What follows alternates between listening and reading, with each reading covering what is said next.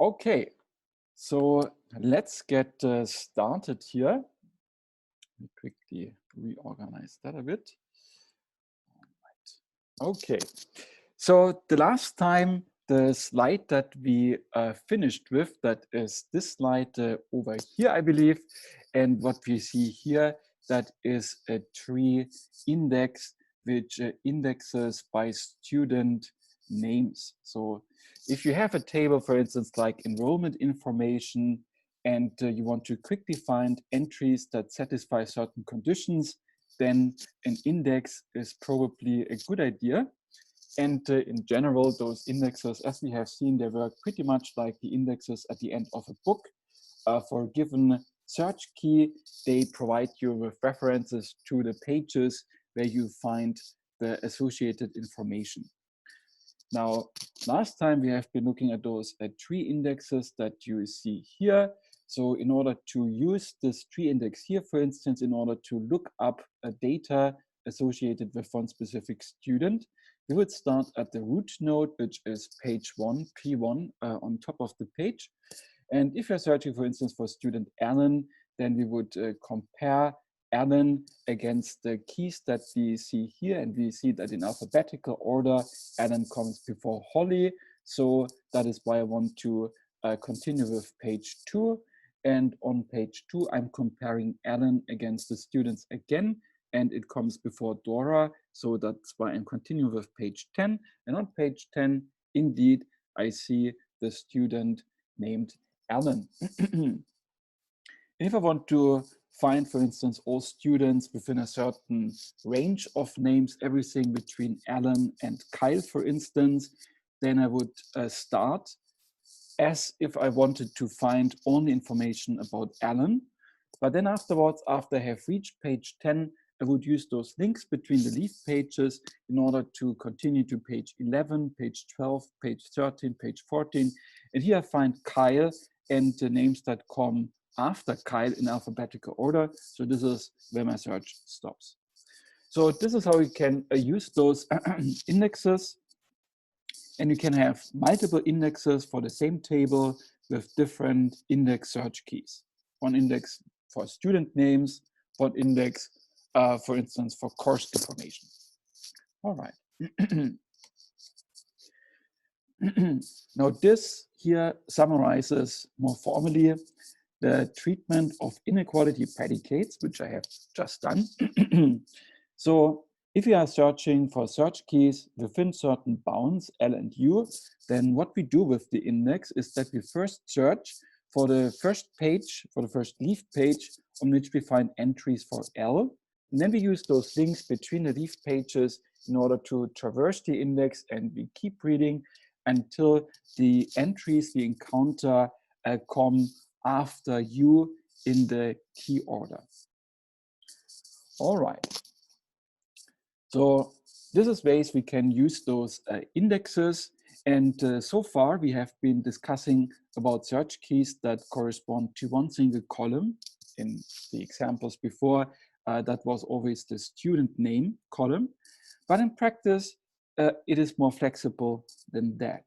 If you imagine, for instance, an example where we have a big table with information about our customers. Let's say that we are a web shop, for instance. Now, for instance, in this table, we could have information about the customer zip code and about the last product that the customer bought. So if I want to start a targeted advertisement campaign, it might be useful to retrieve customers that are defined by a specific zip and by a specific product that they bought last. So I want the combination of the two properties. And in those cases, an index which uses the combination of the zip code and of the last product as a search key might be useful. And you can do this in relational database management systems. You can define indexes that use a search key, a combination of columns from the same table. What you need to do in that case is to decide on some priority order between the different columns that appear in your key. You must decide whether it is first zip code, then product, or whether it's first product and then zip code, for instance. Now, this order matters for the key comparisons. Now, in order to use one of those indexes, we have already seen that, what you essentially need to do is that you go from one index node to another one, and in each index node, you must perform a couple of comparisons between different keys in order to establish which key comes first in the key sort order. And the priority between different columns in your composite keys matters for how those comparisons are executed. For instance, if we decide to start the index key with the zip code, and then later comes the product, it would mean that when comparing those composite keys, when comparing two keys, I would first look at their zip codes. And only if their zip code is the same one, then I'm going further to the product and see which one comes first according to the product. So during those comparisons, I treat those component columns of your composite key in the order in which they appear in the key. And because of that, it means I can use those index data structures in order to retrieve entries that satisfy predicates, which are either equalities or inequalities on all key columns or on some prefix of key columns. So if you have decided to first use the zip code and then the product in your composite key, then you can use this index to answer queries that restrict only the zip code, but you cannot use them in order to answer queries that only restrict the product. Or at least it's not recommended to try that. It would be inefficient. Can anyone tell me why we have this restriction to key prefixes? In your own words, in the chat. Some intuition for why that is the case.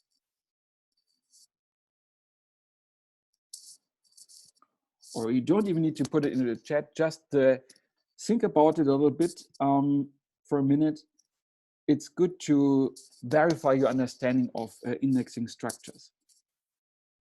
So if we have a composite key, the order, for instance, the zip code before the product in our composite key, then I can only use this index for single restrictions on the zip code, but not for single restrictions on the product. Can anyone have some intuition for why that might be the case? If you imagine what the index looks like. Particularly if you think about what you have in the leaf nodes of the index. Ordering the zip code before the product means that the zip code will be prioritized in the key comparisons.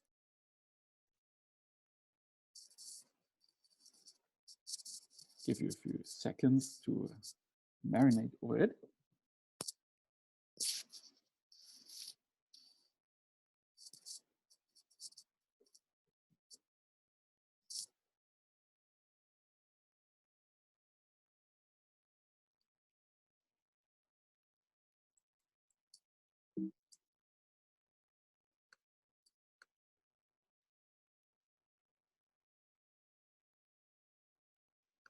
Okay.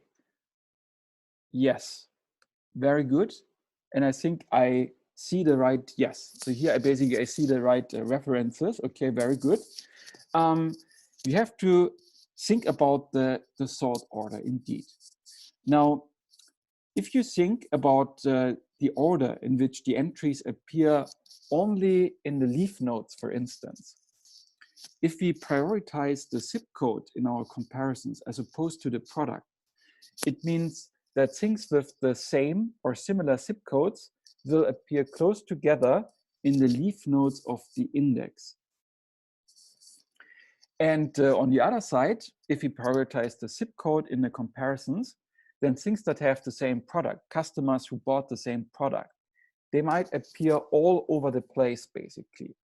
They are not necessarily close together. And those index structures, they are only efficient if they are used to retrieve data that appears close together in the index. So if you have prioritized the zip code in your comparisons, then customers with similar zip codes will appear close together in the index, and that is why you can retrieve them quite efficiently. On the other side, if you want to retrieve customers who bought the same product for any zip code, then those customers will be distributed over the whole range in your leaf nodes. So it is not particularly efficient to retrieve them with the index, right?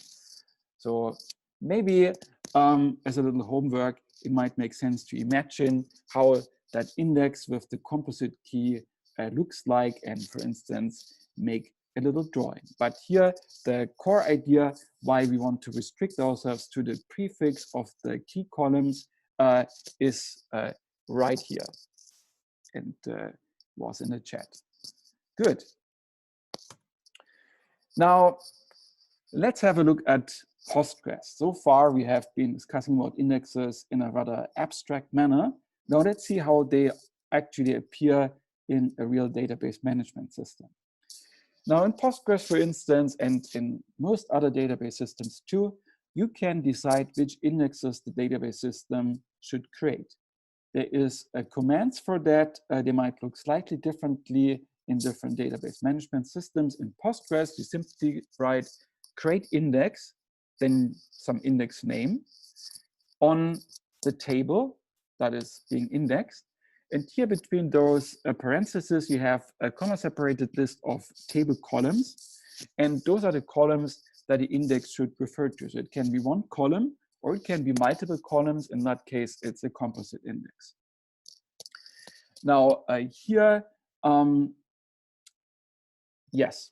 So here you have the syntax. And the reason that you can give a name to the index is that you can refer to that name later. For instance, maybe at some point you want to delete the index again, and then you can do this with the command that you see below, drop index, and then you write again the index name.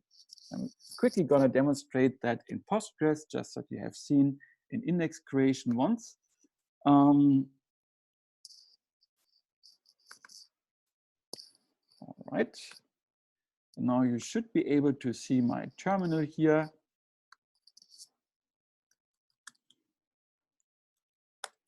Let's actually log into that database.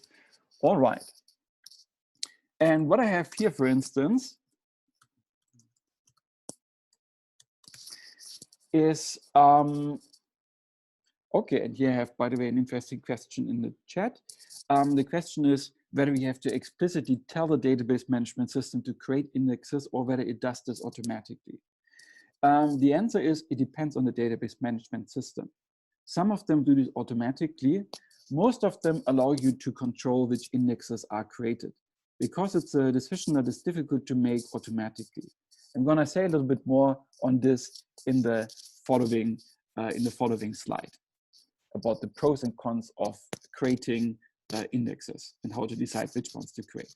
But for the moment, let's first of all look at a concrete example where we are creating indexes in a database. So what I have here in the database, that is the results of the Stack Overflow developer survey. They make a big survey among software developers every year, and they publish the results. And they ask questions about all kinds of details about their job and so on. And here I have the data from that survey. And here you see it has many columns which correspond to different questions that were asked. And the number of entries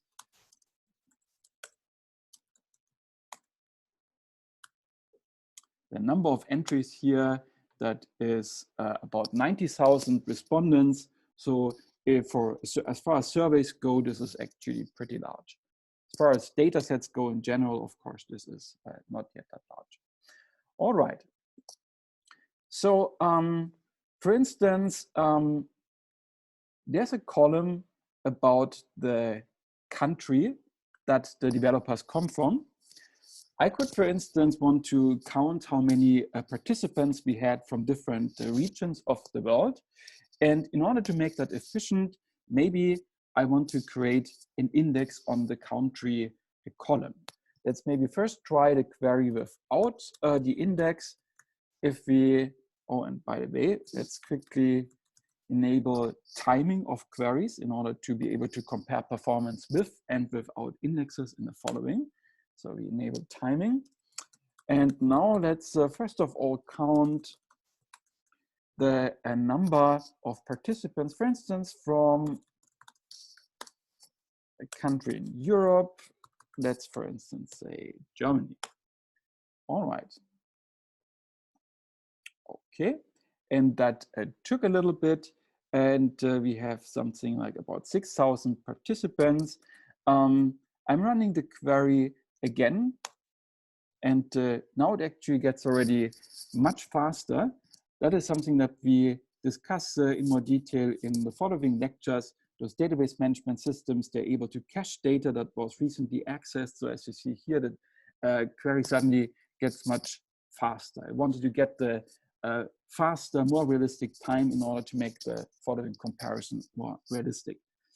All right. Now, let's see what happens if we create an index on the country column. Create index, country index on the Stack Overflow table. The columns that we want, that is the country column. All right, so now we have created the index. It was actually pretty fast. And now let's run the same query from before. All right.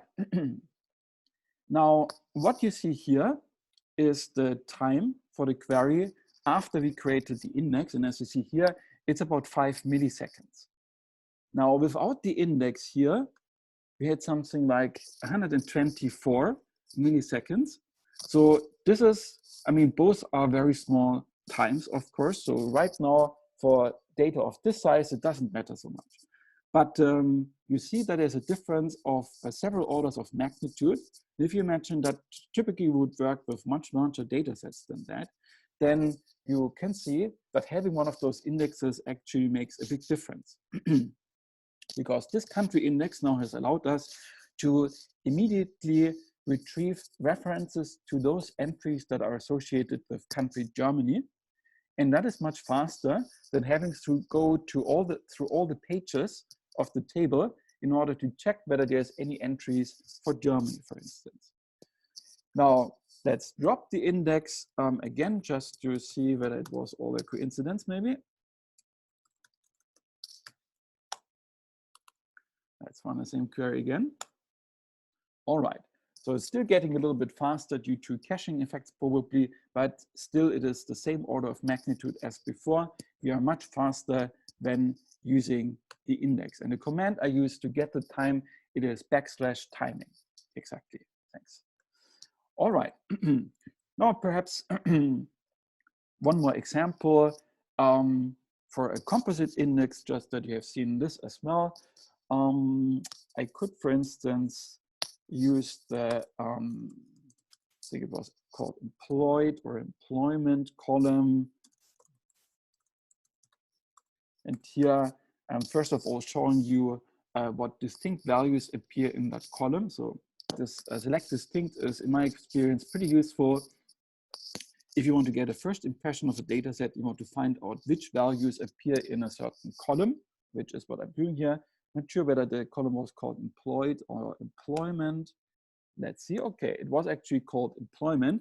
And here you see a useful feature of Postgres. It tries to correct the queries that you are entering by making suggestions. So here we have referred to the column employed, and it suggests that maybe I wanted to refer to the column employment instead because it's a similar name. And it is right, so that is useful.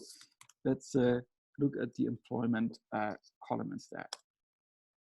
All right, so here there's a couple of different employment statuses. And perhaps, for instance, I want to count the number of retired employees in Germany or in France or in the US. So let's actually create an index that allows me to quickly look up entries that satisfy a predicate on the employment status and another predicate on the country.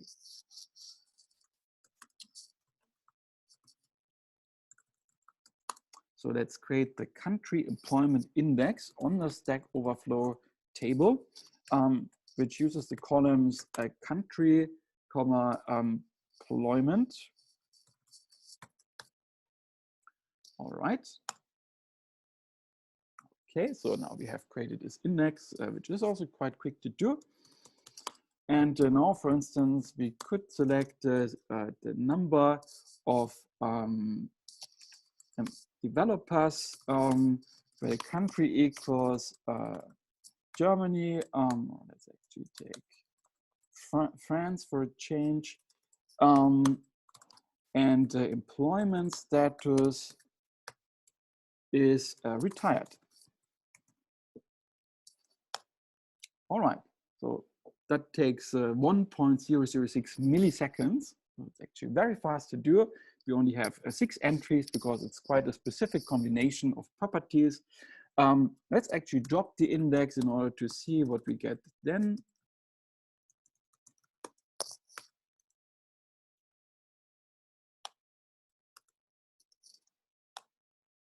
All right, and as you see here, again, we have an execution time that is by orders of magnitude above the one without the index, even though for those small data sizes, of course, it doesn't matter too much. But if you have a large database and your queries process slowly, then thinking about creating some indexes to support them is probably a good idea.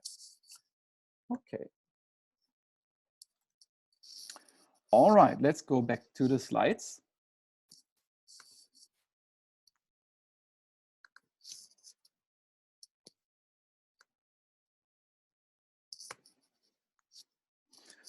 So this is the syntax in Postgres, and as always, I encourage you to play with it a little bit yourselves if you have already tried some data sets. In principle, those commands also work in the DB fiddle. Now, one question that was already raised here is which indexes should we create generally, or whether the database management system can decide all by itself which indexes to create. Now, first of all, let's discuss a little bit about how you can decide which indexes to create in a specific situation. And in order to decide which indexes to create, we generally have to look at the typical queries. In particular, you have to look at the predicates, meaning the where clause of those queries, which gives you some ideas for candidates that might make good indexes.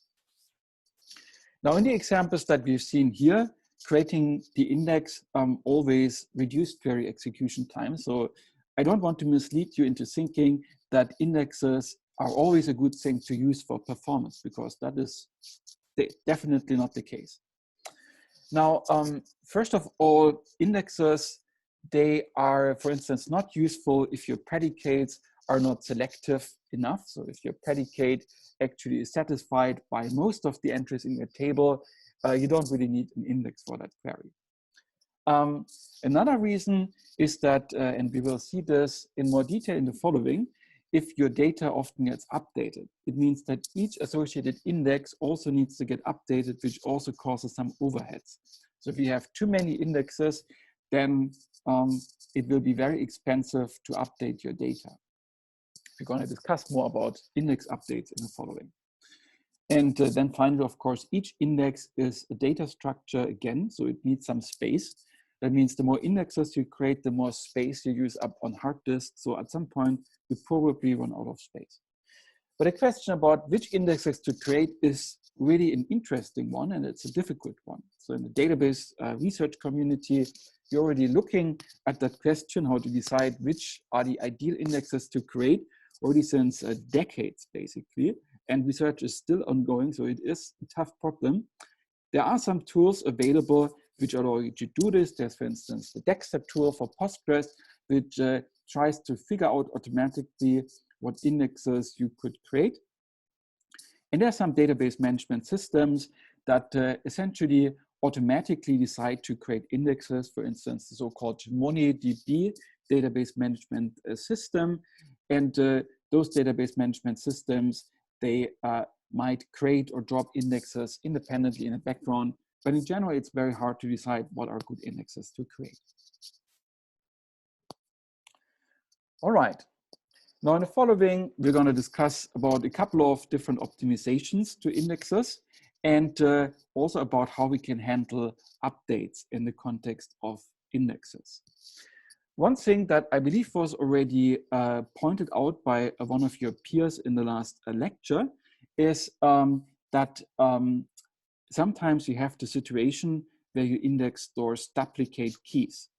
For instance, maybe for the enrollment table, there's many entries for the same student, somebody who is enrolled in lots of courses. And then the question is, do we really want to store the name of that student repeatedly in our index, each time referencing the corresponding enrollment row? There is a more efficient alternative, which is simply that we store the name of the student once in a leaf node, and then we store a list of associated references. So we just avoid repeating the duplicate key, and index data structures do that. There's a slight disadvantage to doing that, which refers back to the lecture on data layout, where we have seen how we decompose the space on one of those pages into smaller and smaller units. And we have seen that having, for instance, records of the same length often makes it easier to partition the space of a page. Now, if we say that we allow variable length lists of references for one key, it means that we might turn a fixed length record into a variable length record when we are talking about the entries in the index. And that makes a few things a little bit more difficult when handling all the bookkeeping associated to data layout. But that is a reasonable trade-off, and in practice you would typically avoid repeating the same key in your index. Another thing is this. Right now, the indexes that we have discussed, they store references to the actual data. In the leaf page of the index, we have the so-called data entries, but often those data entries correspond to references to the actual data.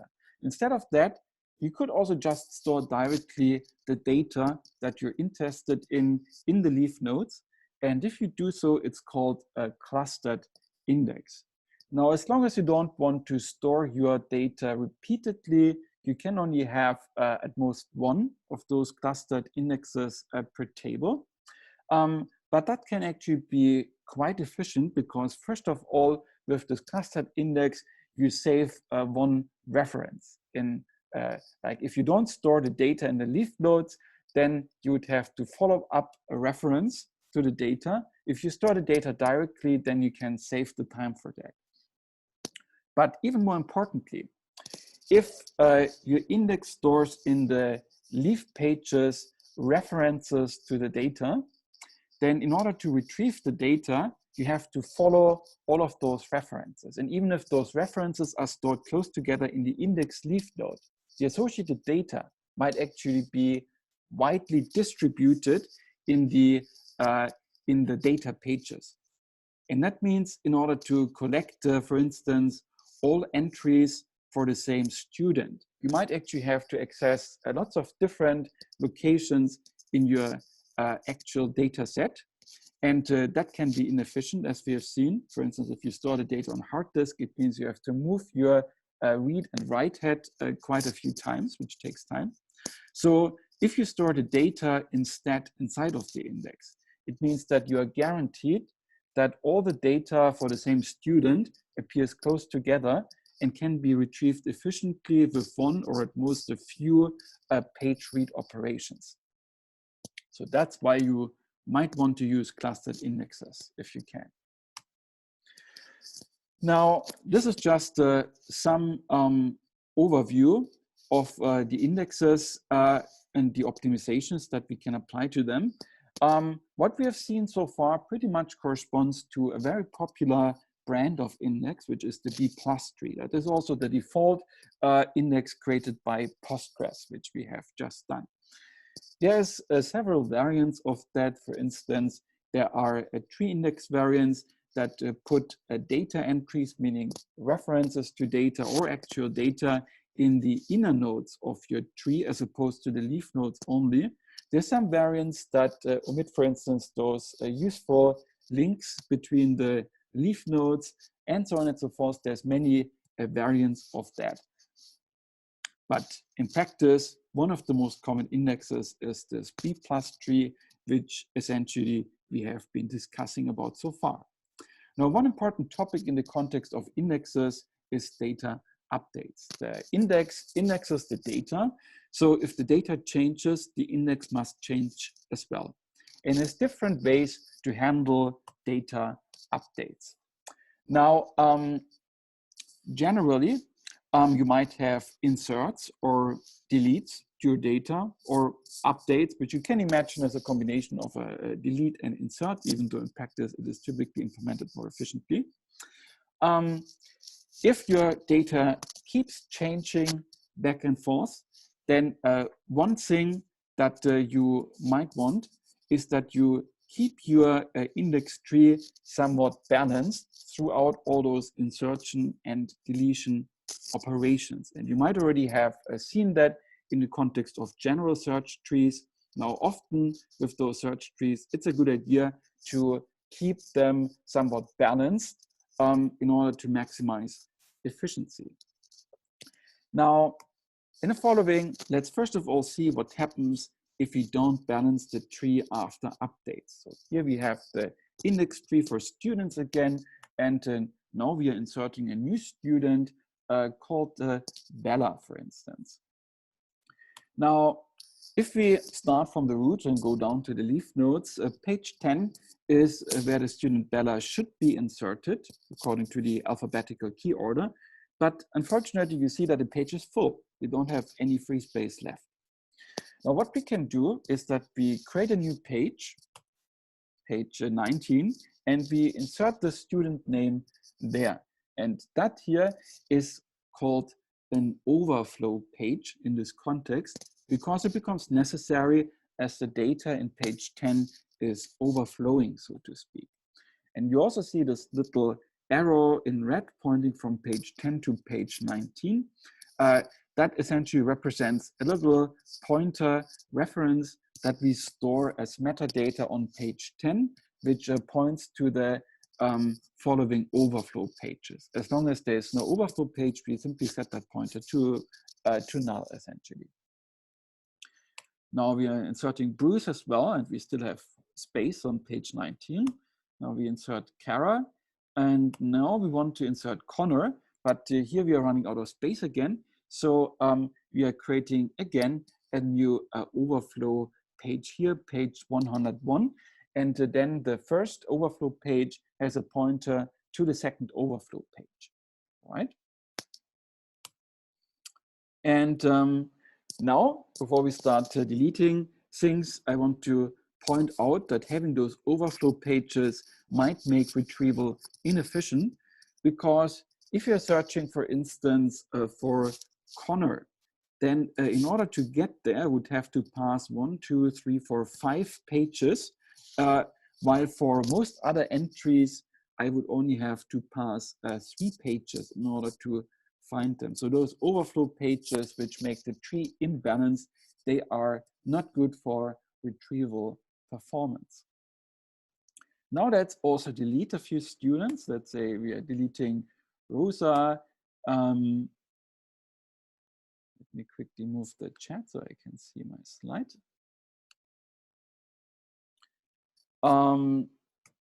We are deleting Ryan, we are deleting Sergey, and at this point, you see another inefficiency here because we don't rebalance the tree.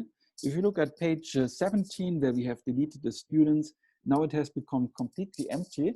So here we are using space, we are reserving space for that page 17, but we don't actually store any entries on it. So we are wasting space. Now, those are the problems with those static index structures. It has been done. There have been index structures which do that. For instance, the ESAM index, it's an older one. And that is okay as long as your data remains relatively static. But if your data is dynamic and you keep inserting and removing data, then you might have lots of overflow pages, which means bad retrieval performance. And you might also have lots of empty pages, which means that you're wasting storage space. Both are undesirable. That is why data structures such as the Btree, they're doing things a bit differently in order to cope with more dynamic workloads that keep updating your data. So we have already seen that this is the default index structure. In Postgres, it is very popular, and it balances the tree after insert or delete operations. The primary goal of Btrees is always to keep this index tree somewhat compact. And that means you want to make sure that your nodes are at least half full. That was not the case for the previous index, where one of the pages became completely empty. A Btree would not allow that to happen. So we call also the number of minimum entries per node the order of a tree, and it is often abbreviated with a little d in those textbooks. And so since we require nodes to be at least half full, with the exception of the root node, by the way, because maybe you only store one single entry in your entire index. But besides the root node, we require nodes to be half full. And that means that the number of entries that we have per node is between the order d, the minimum number of entries, and 2 times d, that is the maximum number of entries per page. Now, in practice, Btrees are relatively shallow, even for large data sets. Here, a couple of back of the envelope calculations in order to demonstrate that point. A typical order is something like 100. So you would be able to fit between 100 and 200 entries on each of those nodes. Like the number of entries per node is defined by the page size and by the size of the index entries. So typically the page size is a couple of kilobytes, and then with typical entry sizes, you end up with something between 100 and 200 entries per node. Now in practice, your fill state is somewhere in between the extremes. Something like 2/3 full is typical. And that means that the average fan out, meaning the number of child nodes for your index nodes, is about 133. So that means that the second level of your tree can already have something like nearly 20,000 nodes. The third level can have something over 2 million nodes. Then we have over 312 million nodes, and so on and so forth. So just for demonstrating that even just with a handful of tree levels, you can already index most, even the large data sets. And that is one reason why those trees are so popular. It allows you to go to the data that you're looking for with only few nodes, with only few page accesses on the way. Let's see how those trees deal with updates. So let's again say that we are inserting student Bella.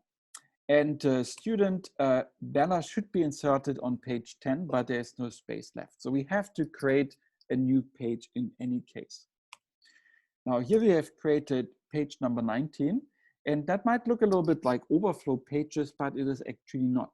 Because with overflow pages, now we would have inserted a pointer from page number 10 to page number 19, and then we would be done. Easy. Here we are more ambitious, and we actually want to insert a reference to page number 19 in the parent node to page number 10, which is the page number 2. So I didn't want to insert the reference to page 19 here. If that works, then great, we are done and we have a balanced tree. In this case, unfortunately, it doesn't work because page 2 is also full. So we have to propagate the page split up the tree, and here we have to introduce one more page, which is page 20. So page 2 and page 20, they now divide the entries among themselves that have been formerly stored on page number 2, together with the new reference to page 19. So now we have another dangling page, page number 20, that no other page is referencing currently. So again, we have to go to the next higher level in the tree in order to insert a reference to page 20. But again, the current root node, page number 1, is full. So we want to insert the reference, but there's no space left. So we have to split the root node again. Now we have introduced one more node, page 101. And now our entire tree is actually split into 2 trees, which we don't want. So in order to come back to an actual tree, we need to introduce a new root node that references page 1 and page 101. And we do that here with page 102. Let me just rearrange the nodes a little bit to make it easier to recognize it as a tree, which is this. And now we end up again with a balanced search tree into which a student, Bella, has been inserted. As you see here as well, this tree has 1, 2, 3, 4 levels. The original tree that we started with before inserting Bella, let me quickly go back to that one. This one only had 1, 2, 3 levels. So because we inserted that new student, it actually caused several reorganization operations, and now we have a tree that has 1 more level. All right. So now let's see a deletion operation in order to see the inverse. And before we do that, we should quickly proactively discuss about one possible source of confusion. You might have noticed that in my example, each page has up to 3 entries. I'm doing this because this is what just fits best on my slides.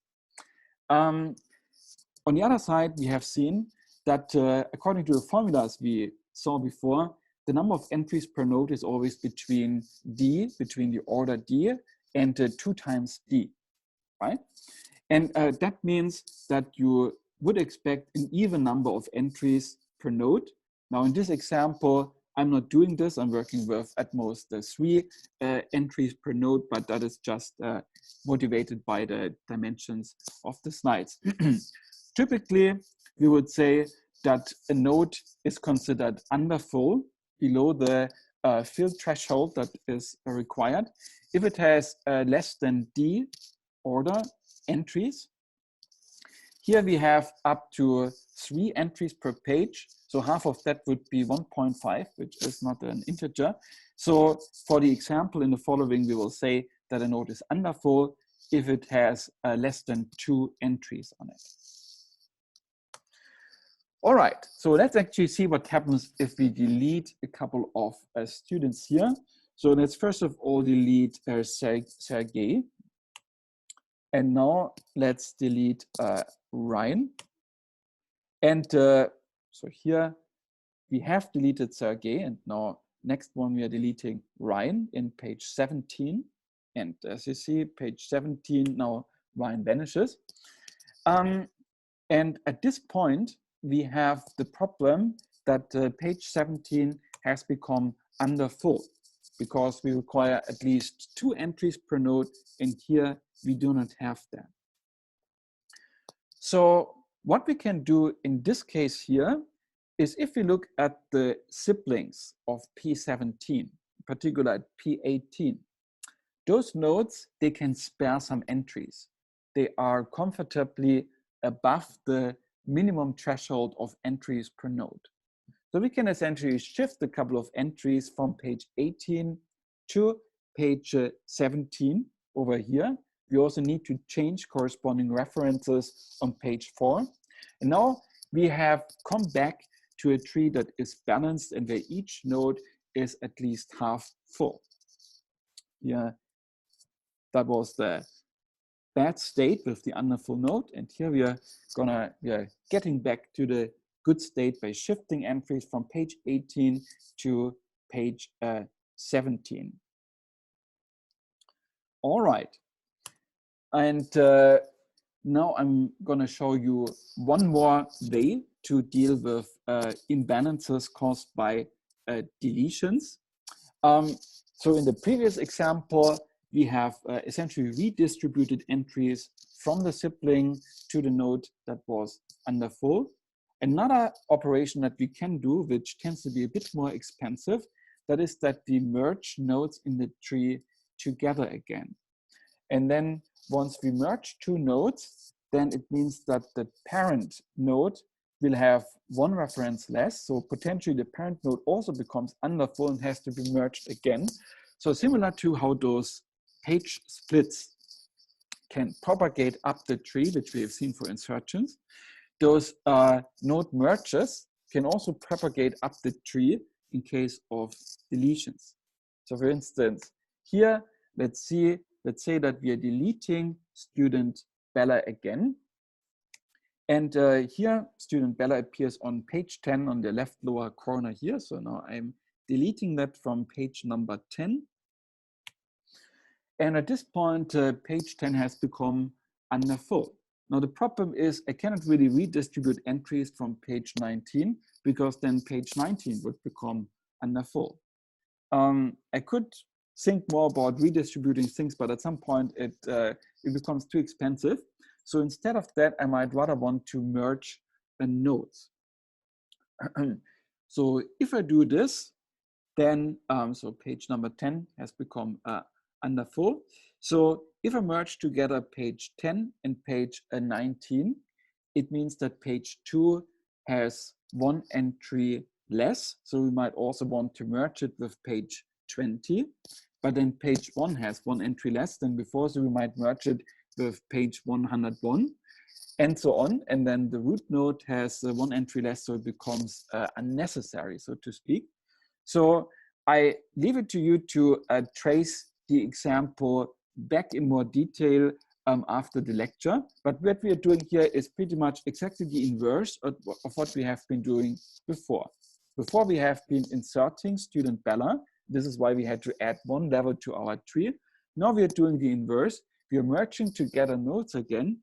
And in the end, you will end up with a tree that has one level less again. It has 3 levels after deleting Bella. Before it had 4 levels. Here again, each of the nodes is at least half full and the tree is balanced. That's always the state that we want to come back to.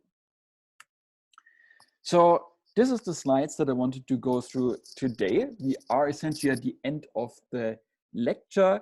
I will quickly look whether there's any questions in the chat that should be answered immediately. I see that often your peers are providing answers, which is great.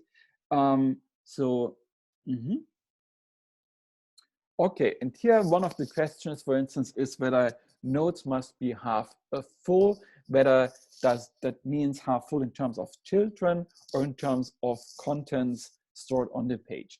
Essentially, both are linked, I would say. So if your node has child nodes, it must be an inner node.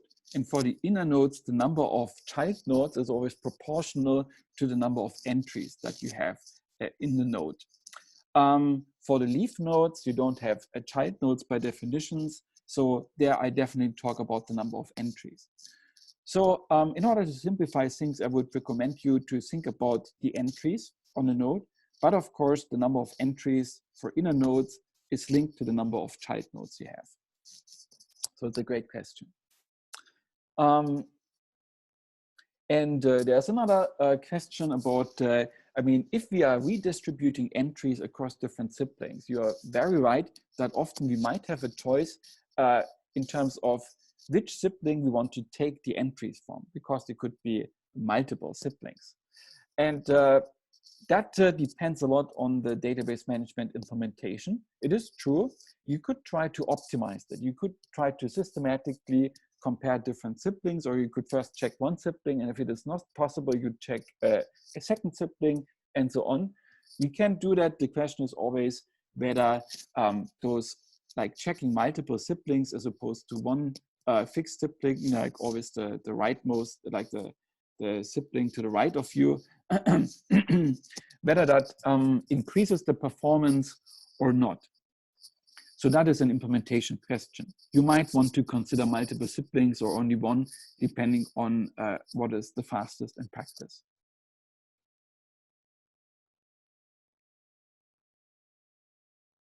All right. Good. So great questions. That was a tree index data structures. The next time we will start with an alternative, which is hash-based indexing structures that are based on a hash function. I wish you a nice day, and I see you on Friday.